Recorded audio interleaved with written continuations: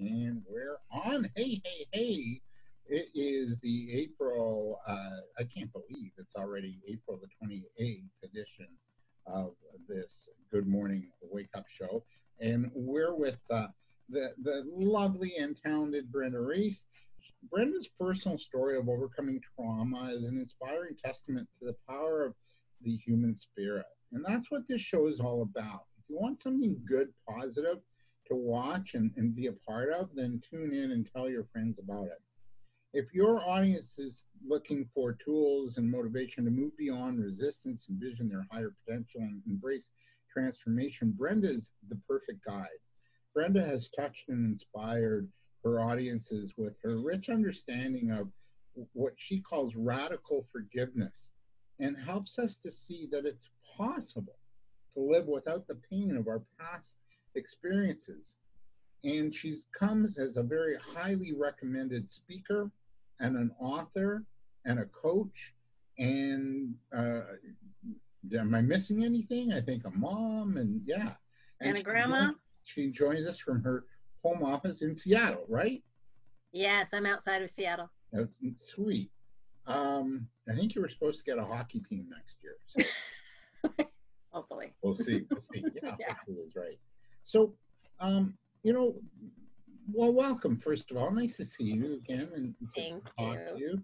So what those watching or listening to don't know is that we had a conversation last week. And so there's prep work that goes into these things, and we were talking about, forgiveness is really a key to restoring and maintaining, our well-being, forgiving ourselves, others, and even life, and sometimes God too. Like I've had those conversations with God when I was going through a marriage breakup a number of years ago, and man, oh man, I got a little, ticked off with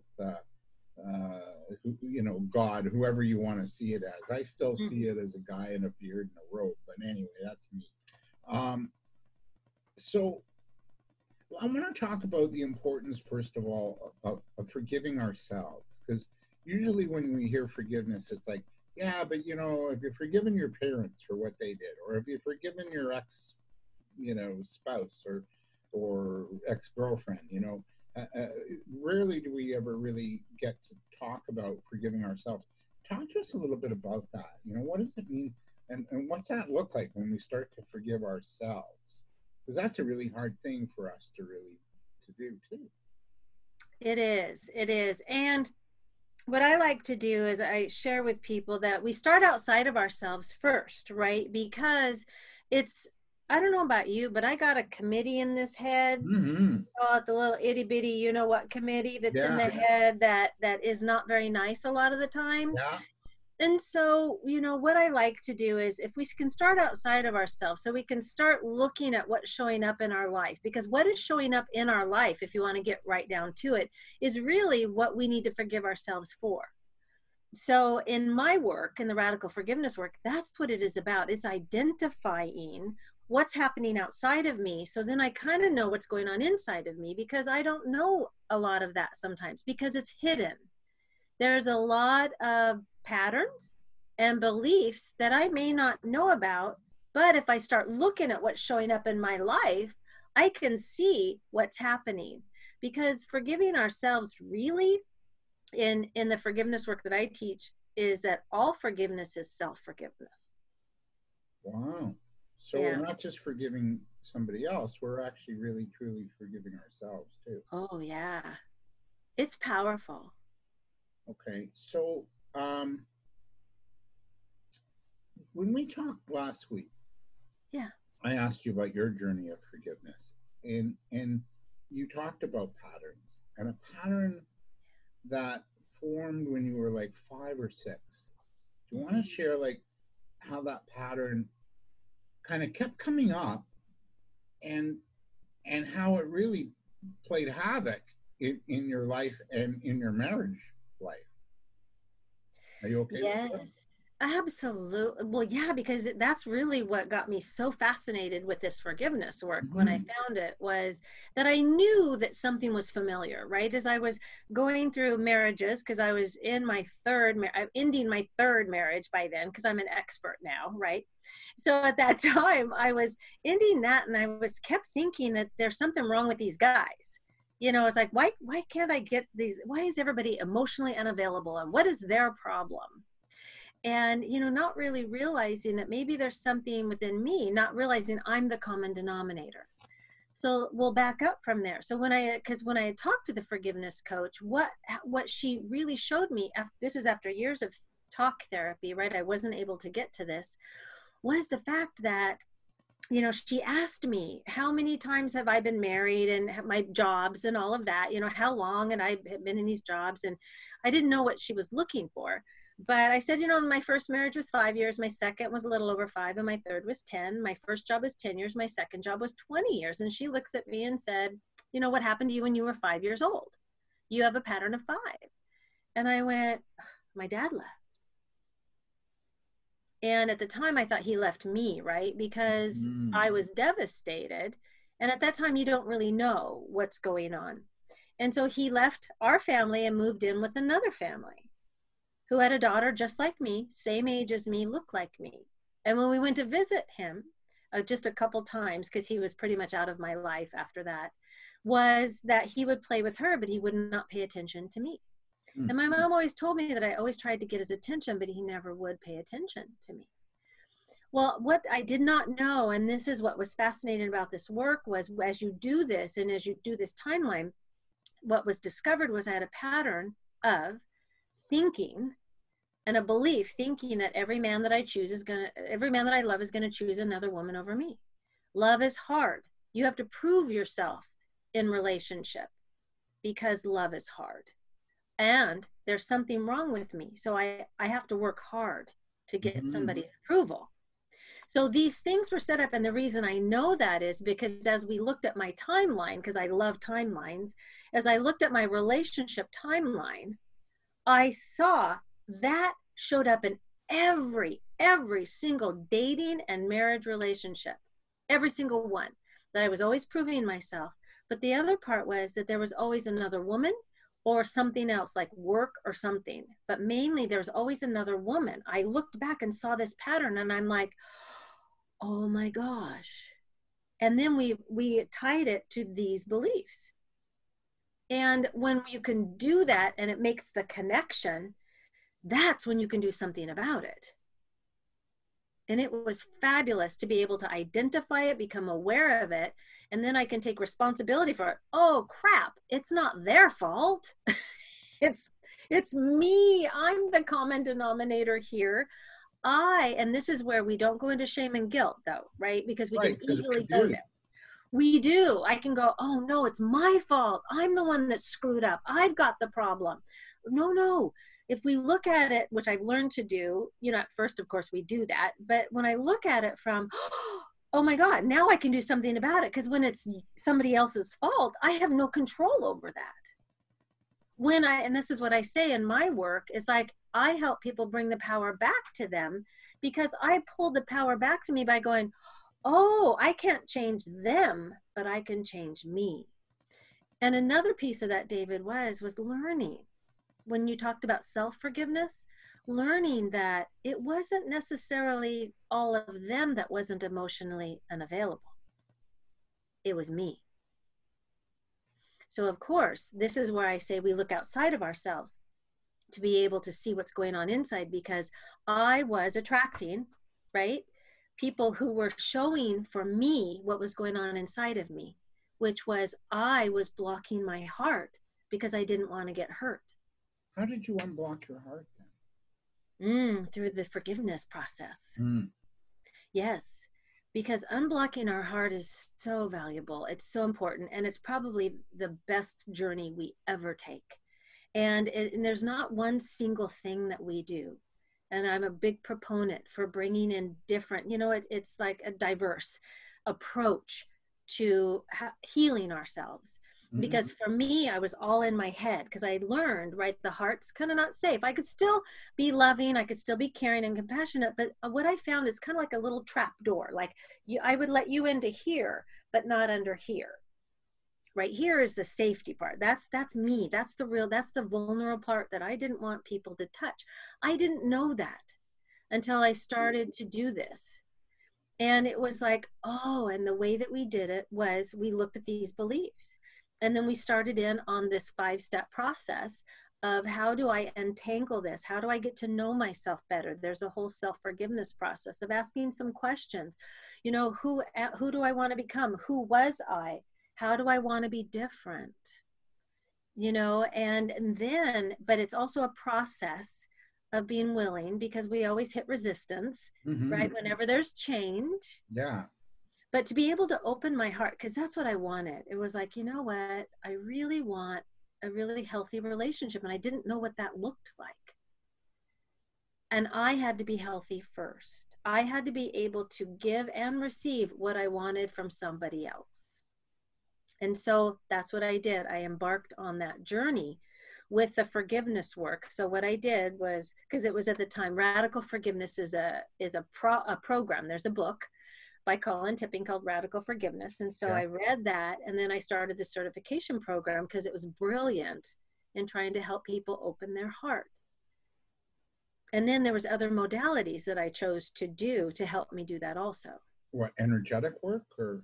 Yeah. So it's partly energetic, and it's partly just really kind of what I call tangible. Well, I like Radical Forgiveness because it's tangible. Right. What it did, because it gives you worksheets and audios, and then a coach can help guide you through it, but really it's meant to empower you so that you can move forward using the tools. What I say about it is it gives my head something to do so my heart can heal. Wow. Because what happens is it's this little beautiful process that how it's developed is to take you from telling your story, which is the victim story, right? And me, I like that part because I'm able to be the victim, right? Yeah. I can like, hey, they did that to me, you know, how dare they? I get to do that because I need to be witnessed and validated. There's a part of me that needs to be heard, right? And then the second piece of that is feeling the feelings. That is the toughest one out of all of them. Well, not, and here we are, we're all isolated, right? Most of Yeah. us on the planet. Yes. And we have to feel the feelings that are coming up right now. Yes. And so how would you sort of coach somebody through that? Like, hey, it's okay to feel those feelings of maybe anger or lack of control or fear, a lot of fear around our income right now and Yes. the economy and what God knows what else. How would you coach somebody to sort of feel those feelings and then be able to transform what they're feeling? The first thing about being able to giving ourselves permission to feel the feelings is being aware of them and not shoving them down. Our society and our family lines didn't teach us. I'm going to say the majority of the population, we were not encouraged to feel our feelings. In fact, we got in trouble for it. Yeah. Don't be angry. Go to your room. Don't backtalk me. Who do you think you are? Quit crying. You're Yeah. a sissy, Yeah. right? Yeah. Especially men. Men were taught that you don't cry. You're tough, right? And some women that cried a lot were called crybabies. And it's like, oh my gosh. So we were taught to shove it down, shove it down, shove it down. But what happens is energetically, our bodies can't hold that for so long. We get to a certain point in life where it's going to come out whether we want it to or not. And a lot of times we experience that through divorces, right? Or through life situations. All of a sudden it goes kaboom. And so the beauty of this is first recognizing that I have a funny feeling. What is that feeling? Because some people don't even know. They can't name it. So being able to name it, and you can do it simply by just mad, glad, sad, scared, ashamed, right? Even those 5 basic ones before you even get into I feel betrayed or I feel alone or I feel these things. You can use those too, but just start to pinpoint that feeling. It's like, I feel strange. Then the other thing is, let me sit with it. And that's the hard one. Instead of going to the TV or going and working out or going and eating, drinking, whatever, Yeah. you Yeah. know, this is a hard one, or caffeine or sugar for a lot of us, right? Right. And it's hard to do, but the more that we sit with it, if you notice, like if you get so for instance, a lot of the pain that we feel is in our gut. Mm-hmm. People will feel that knot in our stomach. And I love this. I'm going to share this real quick. Did you know forgiveness in Aramaic means to untie the knot? Wow. Isn't that cool? Yeah. Because, hello, we get this knot in our stomach, right? I mean, whenever we feel we've been wronged or we've wronged somebody, where do we go? It's like, ugh. And sometimes it's in our heart too. But when you just give it attention, if you just take a few minutes and just breathe into it, just kind of put your hand on where you feel it and breathe. Because some people get it in the hip or the back, or, you know, they get it in other places. Put your hand on it and breathe. When you give it attention, it's amazing the feeling, how it will change. And it will shift and it will move. And that's what you want, because it's just energy that needs to move out, because emotions are energy in motion.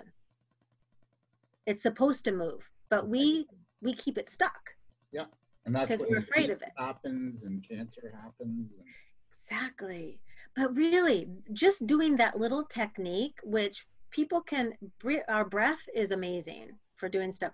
But it's funny what you'll notice, because you might get some visions, or you might get a memory, or you might get a feeling. I just ask it. For me, I ask, what can I know about this?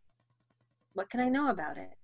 But what I try to tell people too is, like, it's like a toddler, right? So the emotions are like a toddler. They'll keep, it's like, mommy, mommy, mommy, or daddy, daddy, daddy, daddy, look, look, look, look, look. And then, you know, you're like, oh, just a minute, just a minute. But the minute you go, okay, what, sweetie? And they go, look at this. And then they run off, right? That's all they wanted, was just give me some attention. That's the same thing for the stuck emotions in our body, or the emotions in our body. So you kind of have to parent that emotion, that You little do. stuff. Yeah, that's a great way to put it. Yeah. And it's like, okay, yes, we have every reason to be scared right now, or in fear, or disappointed, or sad, but, you know, we'll get through this, right? Yes. Yeah. Yeah. And just allowing, and that's part of my process, is awareness and then allowing. Because when you have awareness, you've got to have awareness first. We can't really change it. We don't have to know the whole story. That's the beauty of it. You Right. don't have to know the whole story. You don't have to dive into it. You just get to be aware of it, and then you choose to allow it, because forgiveness is choice. You know, that's one thing that people don't realize, is that forgiveness is a choice. So what if you forgive somebody, but you know what? I just don't want to be around their vibe or energy anymore. And I need to set boundaries because their behavior is consistently not what I need.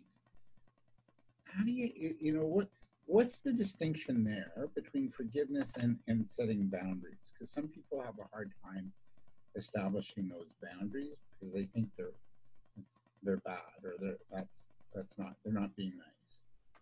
Well, yes. And the beauty of forgiveness, another myth to forgiveness, is that there has to be reconciliation.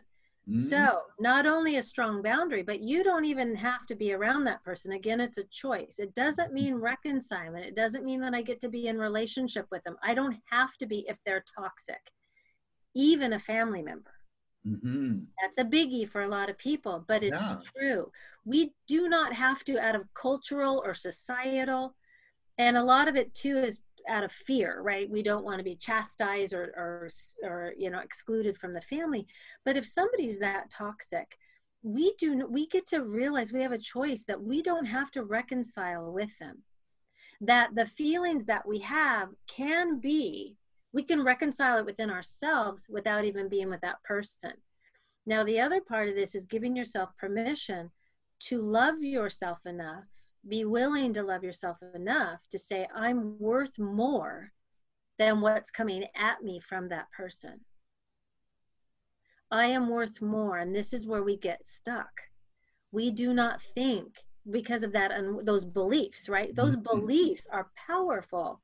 in how they affect our lives. Like I didn't even know that was happening throughout my life until I was ready to know. So when you start to kind of excavate and find these beliefs, those can help you to learn to set the boundary. But before that, even if you're still just in the process of discovering what those beliefs are, then just knowing, just saying to yourself, it's like, you know what? I don't like that. I don't like how I'm being treated this way. I need to say something. And learning to say something, it starts inside. It's an inner Mm-hmm. boundary that I feel has to be set first to know that I am worthy of being treated with more respect. Or I actually need to respect myself first to be able to have somebody else respect me. Right. Because it goes back to that self-forgiveness, right? It's about knowing oneself and knowing where those beliefs and patterns are that are sabotaging us. Yeah. When you made your discovery, Brenda, and you saw that pattern from when you were a young girl and with your dad and what, you know, the few husbands in between, when you made Yeah. that discovery, what opened up for you? How did your life change? Mm. Like, how did it transform? Oh, it transformed a lot. So this journey, and I call it my intentional spiritual journey, is what it was for me. Because what I decided to do is I decided that I needed to know myself. Kind of back that saying of know thyself. Yeah. And it's even before that, because I really I wasn't into meditations. I wasn't into any of the holistic work at all. And, you know, it was just kind of going, I don't even know where to start. However, I made the intention that this is what I wanted to do. And I truly believe that the universe conspires to work with us when we decide to make some decisions. And so it was fascinating because I started to just have people come into my life learning different things. So I learned about meditation. I learned about angels. I learned about oracle cards. I learned about Reiki. I learned about energy healing. I learned about all these, you know, all of these different weird, and I'm like, wow, this is strange, but I like it. You know, and I started to do that. And what that did was it helped me build up my confidence. It helped me to uncover things. I did some quantum healing. I got a coach, right? Which I didn't know anything about coaching. And and so that doing the internal work is what started to help me change. So I started to have faith in myself and believe in myself and be able to then show up differently. So what I did is I didn't date during that time. That was Mm-hmm. something I chose not to do. I chose to do this knowing that there's a certain time I was going to need to open up and try it again differently, because relationships are about learning. We can work on ourselves till the cows come home, yet in relationship is where we learn, where do I start and stop, and where do they start and stop, and where are my boundaries, and where do I need to have them. So I practiced a lot with my girlfriends and guy friends, right, during this time.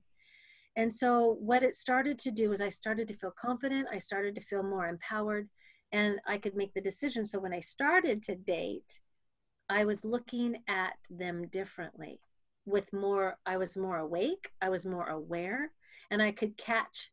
See, I still was attracted to some of the same people, which was really important to note. They still had some, it's like, oh, this feels familiar, but I could catch it quicker so that I could go, yeah, this isn't really going to work out so well, until after doing that and kind of going, oh my God, this dating thing, I'll tell you, it's hard work. It is hard work, and it is challenging to find that certain Well, space. it is. And my girlfriends kept saying, oh, just have fun with it. And I went, this is not fun. It's not fun.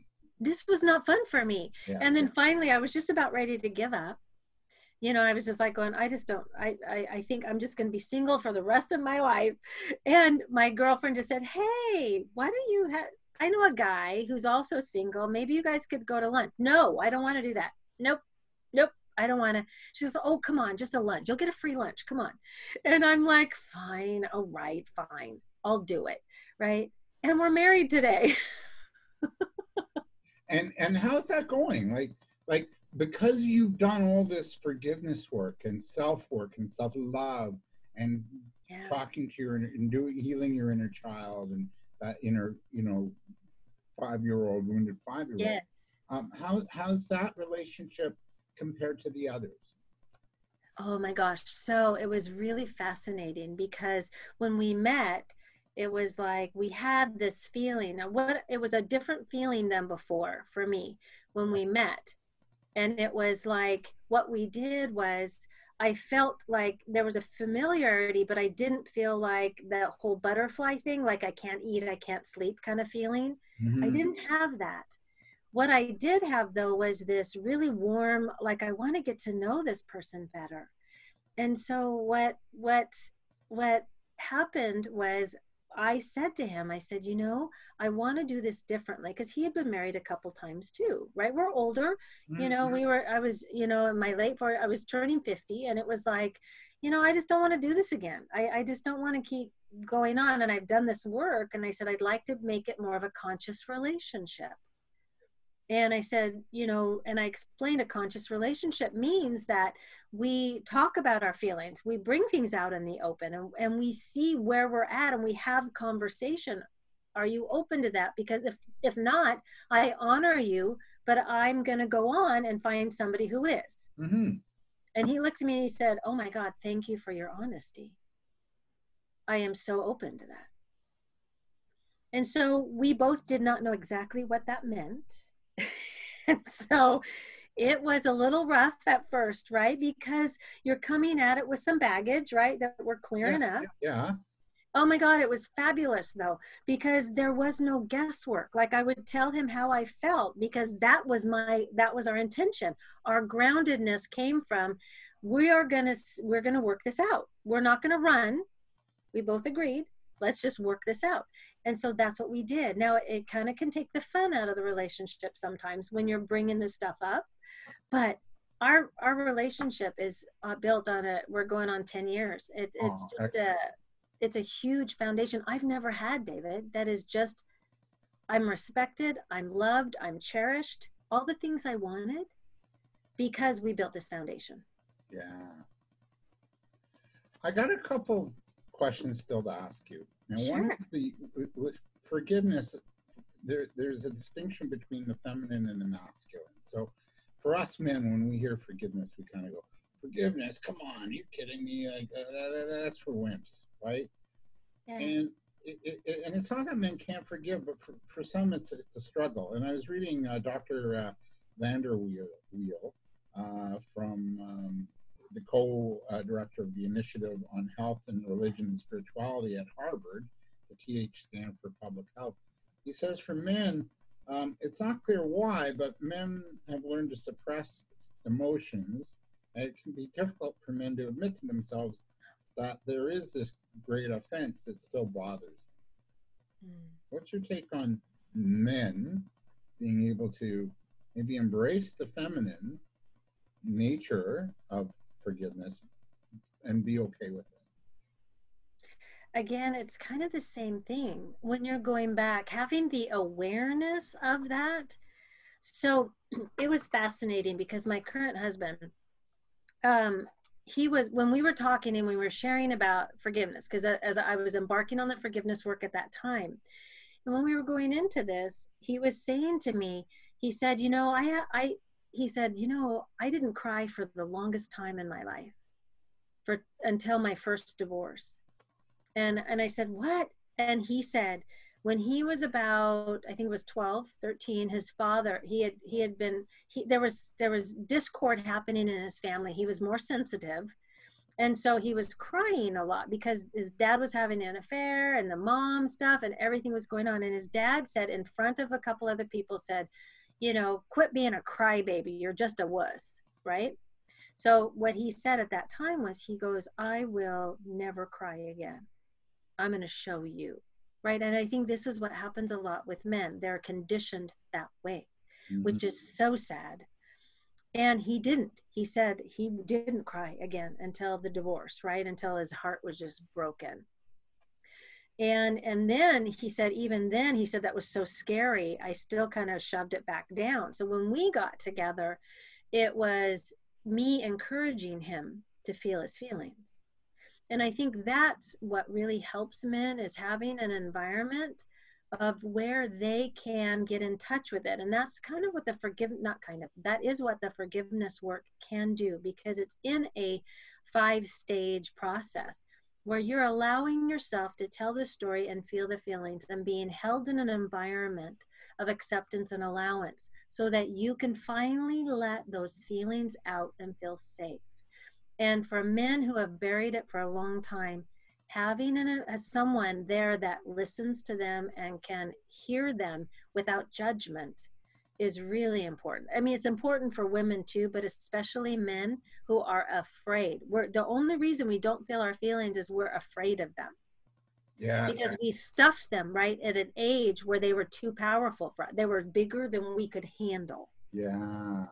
So when we stuff them down because they're scary and they're bigger, we think we're going to die at a young age, right? We think so. So there's a part of us inside that still feels that way, but it's not true. So that's where, when you talked earlier about the inner child and the reparenting, that's really what happens.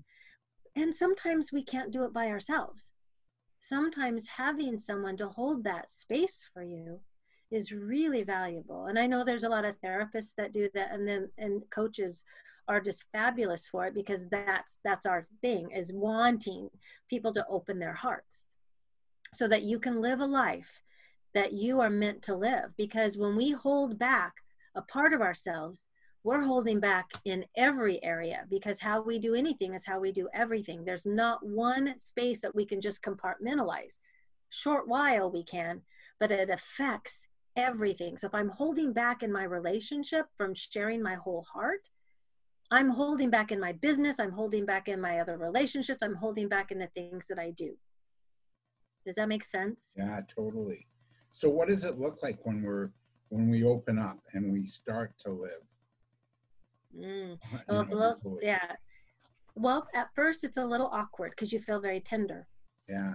Like you feel like a little newborn, right? I mean, you feel tender, and that's when it's really important to have certain people around you, or a small community that can support you, that knows the work that you're doing, so that they can hold you up, because it's not something that you want to brag about or share about, because when you're opening something that's tender like that, you want to be loved and nurtured as much as you can. So what it looks like is the description that is given to me, how I felt too, is this kind of expansion. It's this, all of a sudden there's this warmth in your chest, in your heart, and it just kind of expands. And then the words that are used are, I feel calmer, I feel more peace about these situations. To get there though, some people have to go through the anger, right? Because anger is a cover up for the sadness and the grief. Mm-hmm. So a lot of men will go to anger first because it's a powerful feeling. A lot of women are afraid of the anger, so we don't go there. So we have to learn to go there. But for men, it's like they'll go to the anger, but it's doing constructive anger, right? It's releasing the anger so that you can get to what's underneath the anger. Right. Right. And you're right. Like women, I've met angry women and I've met angry men. Yeah. So, they express it maybe a little bit differently. Yeah, there can be some manipulation there, right? With anger, we can be manipulative to get, to protect ourselves. But it's really, if we just took a look at each other and said, that person could be doing that, angry, whatever it is, because they're trying to cope. These are defense mechanisms that we have created to protect our heart. If we can look at that person, because that's what we've done, if we can look at that person that way, then that allows us to open our heart a little bit more, bring in a little bit more compassion, which then energetically helps the other person feel that feeling. And so they feel safer in opening up. Now, what if you can't sort of do this or share this with your spouse. What if you want to work on this healing and do the inner forgiveness work and the inner child work and get to the heart of it, but you can't do it with your spouse totally involved? Is that okay? Can you still do it? Absolutely. Okay. Absolutely. I'd first question though, what is the disconnect between the spouses, right? I'd want to know that. And I'd want that person to think about it. What keeps you from not wanting to share, or what would why is that person reacting? Because they may have some things they need to work on too. So that would be important to know first, because awareness is huge on all fronts. And then the other thing is forgiveness doesn't have to have the other person involved. You can forgive. Now, I'd like to go back to reconciliation. To reconcile, forgiveness is a precursor to reconciliation. But you do not have to reconcile to forgive, because you can do this forgiveness on your own. Because you don't have to have that person say, I'm sorry. You don't have to have that. What you can do is you can do the inner work that about knowing yourself and learning to accept yourself out, so that you're not looking outside of you, right? So when you do get in a relationship, or you're able to open up to your spouse, then you can come from a more loving place than defending yourself. Yeah. Right. But you can do this work on your own without a partner or spouse. But probably good idea with a coach, or a radical forgiveness coach or a therapist, right? Absolutely. Absolutely. Absolutely. Especially when you've got a lot of stuff that is buried. Yeah. Quick question for you. When you finally got to your heart, when you got to that little inner kid who was 6 and her dad left, and there was someone new in town who took over your role of being special, because like every girl, they love their dad, then whereas guys, there's kinship to our moms. When you finally connected to that, what else, like, what was there? What did you discover was inside? That's a beautiful question. Thank you for asking that. So what I found, when I actually connected to my heart, which I hadn't for a long time, I cried. It was like this feeling of love and acceptance. It was a feeling I've never had, except for these couple times in my past where I wanted to die, like you and I talked about before, when I just wanted to die, when I found out about my ex's affair, and I was just feeling so unworthy and not good enough, and I dropped to my knees and said, God, take me now. Right. This is a miracle. Oh my God. And I didn't know what to do. And so this is the other time that I felt that, was when I wanted to die, literally. And I was driving down a 2-lane road, and I just thought, this semi truck's coming towards me. I thought, I can't do this anymore. The pain was so deep and so gut wrenching. And I couldn't do it. And I started to head towards the semi. I let go of the wheel as I was heading towards it. And about 3 feet from the truck, the wheel turned and missed the truck, and I pulled over to the side of the road, right? Because the wheel turned, and I took my foot off the gas, because I'm like, what is happening? But then I pulled over, and it was like, what? And I heard the words, I've got you.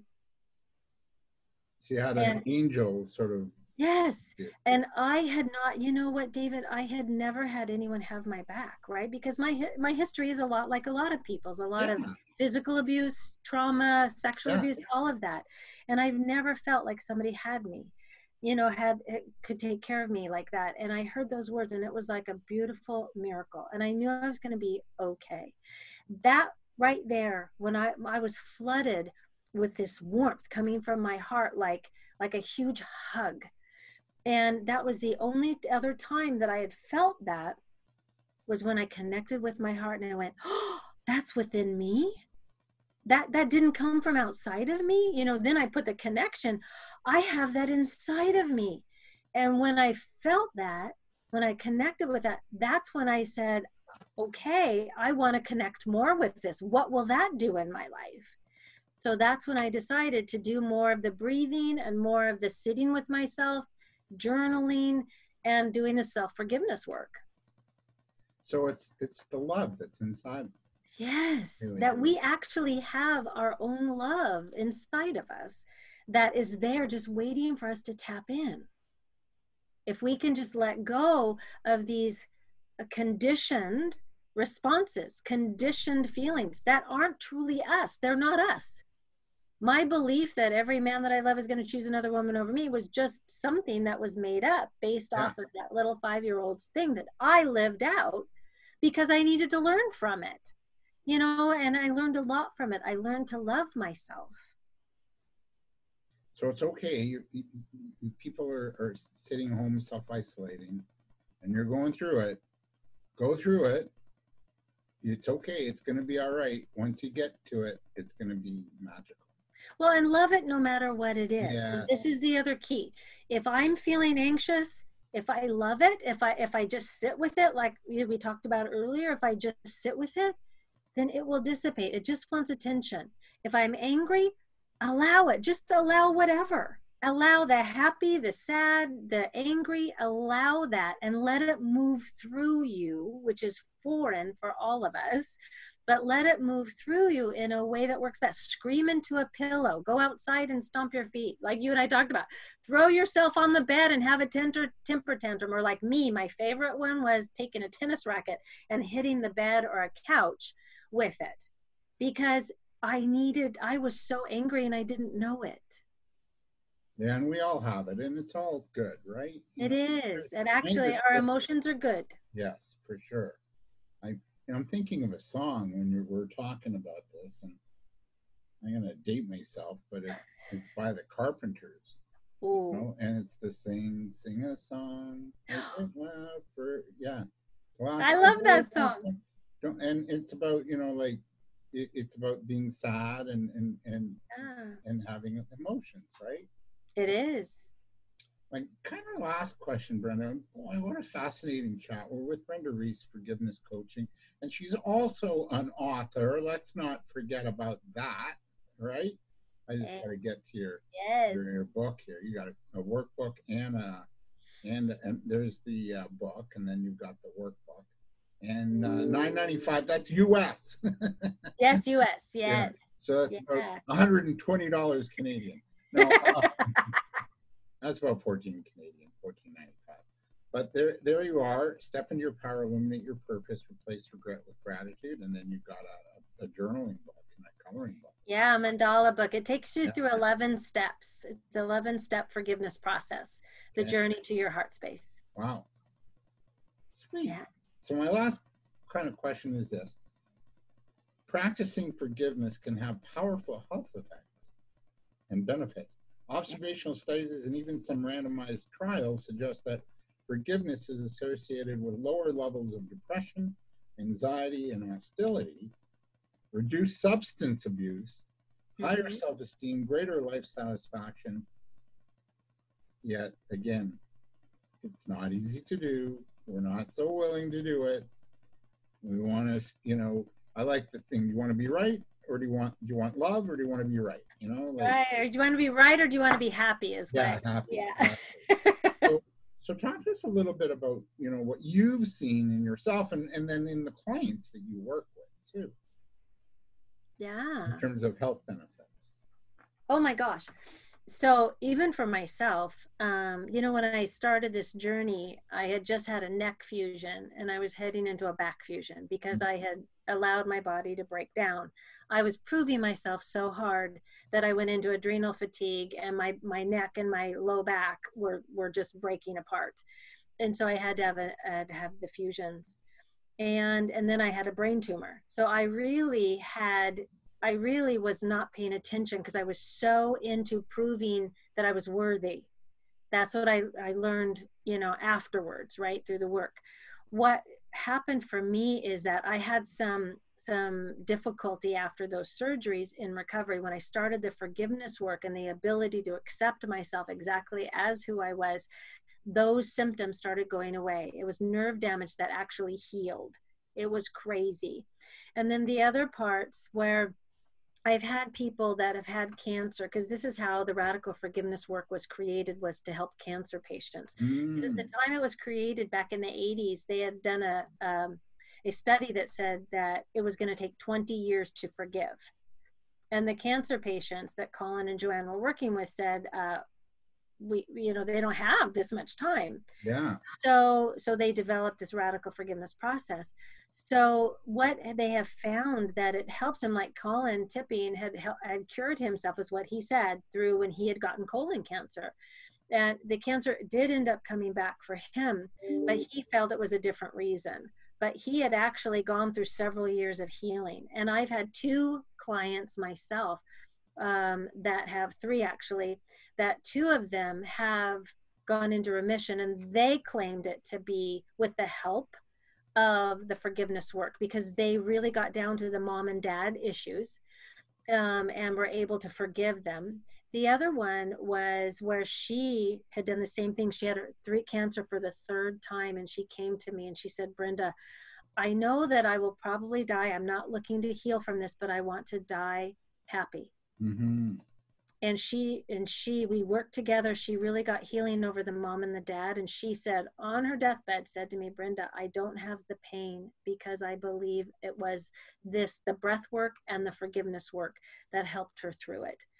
So there's little things that the clients have, the miracles that have happened with them, where they've been reconnected with people they didn't think they'd be connected with, along with them feeling more joy and peace in their heart, and taking less medications. They've done all that. It's not, of course, this is not, guaranteed from the FDA, right? It's not guaranteed. But these are the things that people have shared with me, that they take less medications, they're happier, their depression actually lifts, and they don't feel as anxious. So those are words from them. But the biggest words I hear is, Brenda, I feel more peace than I've ever have about myself and the relationships, regardless of whether we're in, we have reconciled or not. And that, I think, is the biggest key, because I think that's what we're looking for, David. Don't you think? We're looking to be loved, accepted, and peace. Yeah. And self-love, it starts there too, right? Yes. Yeah. And we all deserve that. We deserve no less. We don't deserve all the drama and trauma and things that fear and worry that we deserve all the good stuff. You do something really special Thursday nights. You have a little group that people watching can tap into. Do you want to share? Absolutely. Awesome, Brenda. Yes, on Thursday night I'm doing, it's 6 p.m. Pacific time, and I'm doing a Release Resentment and Find Peace, where I'm taking people through the quick radical forgiveness worksheet. So if they have a resentment about someone or a situation, so this is about other people, not necessarily themselves directly, but we always get forgiveness ourselves when we work on anything. And so they can do that. They can tap into that. And the sign up is on my website, where they can do the sign up link, so they'll get the Zoom link for that. And they can also join, I have a Facebook group, Foundations, it's called Forgiveness Foundations. But if you go to events, right there, they can register right there. Okay, wow, it's a free online event. Beautiful. Yep, it's a free online event, and I would love to have people on there, because you get the tool that you can take with you and use it whenever. But what I like is that we go through it step by step, so without a doubt of how to fill it out, and I answer any questions that people have right there on the call. I love it. And you need some Canadians on there, right? Yes, I would love Canadians on there. Yeah, because like we say A and we drink Tim Hortons coffee, Which I think is awesome. Yeah, well, it's good coffee. Well, mind you, you're in Seattle. I don't know. True. Yeah, yours kind of probably outdoes us. So we get you at BrendaReiss.com. BrendaReissCoaching.com. Coaching.com. We'll just share the screen one more time. And I so appreciate this. We talked Friday afternoon and we just hit it off right away. And I really do. I hope we can continue our friendship, and there it is there. So Yeah. there's the website, and I hope we can continue. And I just wish you much love and success, and just keep doing this work, because I think it's really important right now. You know, we can focus on the negativity of this or the fear of this, or we can focus on really healing ourselves and raising our vibration. And Absolutely. yeah, and Yes. healing our family of origin stuff, right? Or Oh yeah. yeah, And whatever we do too, David, whatever we work on here, it does affect that. We have to yeah, keep this in mind that we are energetic beings. I mean, quantum physics proves that. So we can heal our yeah, family lines this way too. yeah, for sure. I really love this. Thank you so much. Yeah, thank you. I had fun. I did too. Thank you. And we're back on Friday with Dr. Lance Secretan to talk about leadership, which is really important. How are we leading? How are we leading our lives? How are we leading in business and in politics and government and community? So that's Friday. Brenda Reiss, just a joy. Thank you so much.